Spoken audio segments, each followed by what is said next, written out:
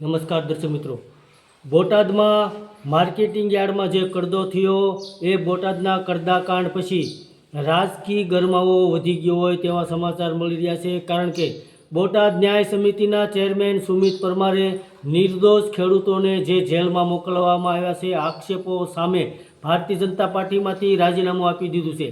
અને સુમિત પરમારે જણાવ્યું છે કે કરદાકાંડમાં અનેક નિર્દોષ ખેડૂતો અને ગામ લોકોને ફસાવવામાં આવ્યા છે, પરંતુ ભારતીય જનતા પાર્ટી પક્ષના કોઈ પણ આગેવાને તેમની વચનબદ્ધ રીતે મદદ ન કરી હોય, જેને કારણે સુમિત પરમારે આક્ષેપ કર્યો છે કે ખેડૂતો સાથે થયેલા અન્યાય સામે પક્ષ મૌન રહ્યો છે અને વહીવટીતંત્રના દબાણ હેઠળ કામ કરી રહી છે.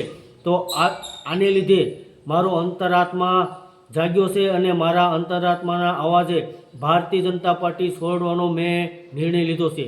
તો કરદાકાંડ દરમિયાન થયેલા ઘર્ષણમાં પોલીસ અને ગામ લોકો વચ્ચે અથડામણ સર્જાઈ હતી, જેમાં ઘણા ખેડૂતોની ધરપકડ કરવામાં આવી હતી. તે સમયે સુમિત પરમારે સમિતિના ચેરમેન તરીકે ન્યાયની માંગ કરી રહ્યા હતા, પરંતુ યોગ્ય પગલાં ન લેવામાં આવ્યા હતા, જેને કારણે ભારતીય જનતા પાર્ટીથી અલગ થવાનો નિર્ણય કર્યો હોય તેવું સુમિત પરમારે જણાવ્યું હતું.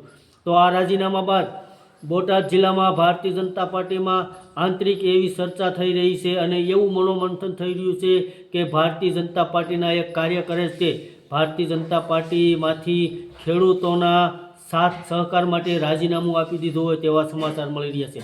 તો ગુજરાતની રાજનીતિમાં આ ભારતીય જનતા પાર્ટીના ચેરમેને ન્યાય સમિતિના ચેરમેને રાજીનામું આપી દીધું છે, જેના ઘેરા પડઘા પડ્યા છે અને ગુજરાતની રાજનીતિમાં ભારતીય જનતા પાર્ટીમાં ગરમાવો આવ્યો હોય તેવા સમાચાર મળી રહ્યા છે. તો હાલમાં બોટાદના કરદાકાંડમાં ન્યાય સમિતિના ચેરમેને ભારતીય જનતા પાર્ટીમાંથી રાજીનામું આપી દીધું છે, જેમાં ભારતીય જનતા પાર્ટીમાં ખળભળાટ મચી ગયો હોય તેવા સમાચાર મળી રહ્યા છે.